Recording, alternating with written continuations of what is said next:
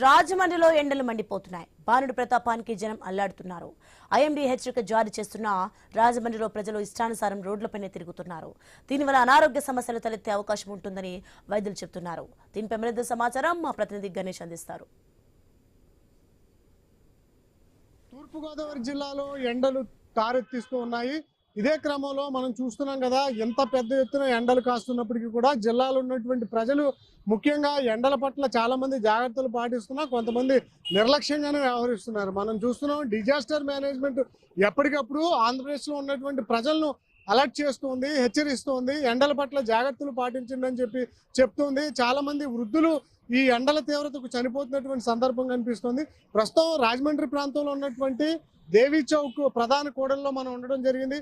ఇక్కడ చూడొచ్చు, ఎండ తీవ్రత అత్యధికంగా ఉన్నప్పటికీ కూడా మధ్యాహ్నం సమయంలో నడినెత్తి మీదకి ఎండ వచ్చి మాడు పగులుతున్నప్పటికీ కూడా ప్రజలు చూడొచ్చు కదా, కనీసం జాగ్రత్తలు పాటించకుండా ఎవరి పనుల్లో వారు నిమగ్నమైనటువంటి సందర్భం కూడా కనిపిస్తుంది. మనం చూస్తున్నాం, ఈ నిన్నటి నుంచి మొదలు రానున్నటువంటి 4-5 రోజుల వరకు కూడా తీవ్ర స్థాయిలో ఎండలు ఉంటాయని చెప్పి వాతావరణ శాఖ కూడా హెచ్చరిస్తోంది. ఎల్నీలో ఎఫెక్ట్ తో ఇప్పటికే రాష్ట్ర వ్యాప్తంగా కూడా ఎండల ప్రభావం కనిపిస్తుంది.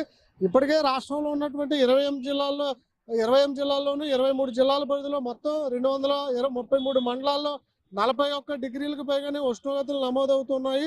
ఇదే క్రమంలో తూర్పుగోదావరి జిల్లా, అంబేద్కర్ కోనసీమ జిల్లా, పోలవరం జిల్లా, కాకినాడ జిల్లాల్లో కూడా ఎక్కువ ఎండల తీవ్రత కనిపిస్తుంది. జాగ్రత్తలు తీసుకోండి అని చెప్తున్నారు. అత్యవసరంగా బయటకు వస్తే తప్పితే మిగిలిన వారు చాలా వరకు కూడా ఎండలలోనే ఉండాలని చెప్తున్నారు.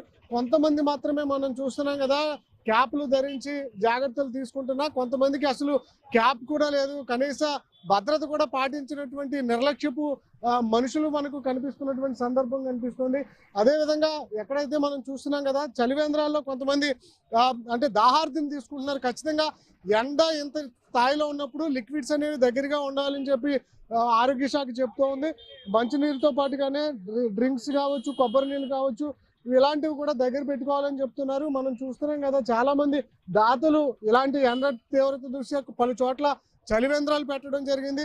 ఇదే క్రమంలో ఎవరైతే ఎండల ద్వారా ఆటో డ్రైవర్లు కావచ్చు, ప్రజలు కావచ్చు ఇబ్బంది పడుతున్నారో వారికి చలివేంద్రాల ద్వారా దాహార్తిని తీసుకుంటున్నటువంటి సందర్భం కూడా కనిపిస్తుంది. ఎందుకంటే ఎండ తీవ్రత వల్ల వడదెబ్బ తగిలేటువంటి అవకాశం ఉంటుంది. వడదెబ్బ వల్ల మంచాన పడేటువంటి అవకాశం ఉంటుంది. అందువల్ల ప్రతి ఒక్కరు కూడా ఈ ఎండల పట్ల జాగ్రత్తలు తీసుకోవాలని చెప్పి అధికారులు సూచిస్తున్నప్పటికీ కూడా ప్రజలు కొంతమంది నిర్లక్ష్యంగా వ్యవహరిస్తున్నటువంటి సందర్భం కూడా కనిపిస్తుంది.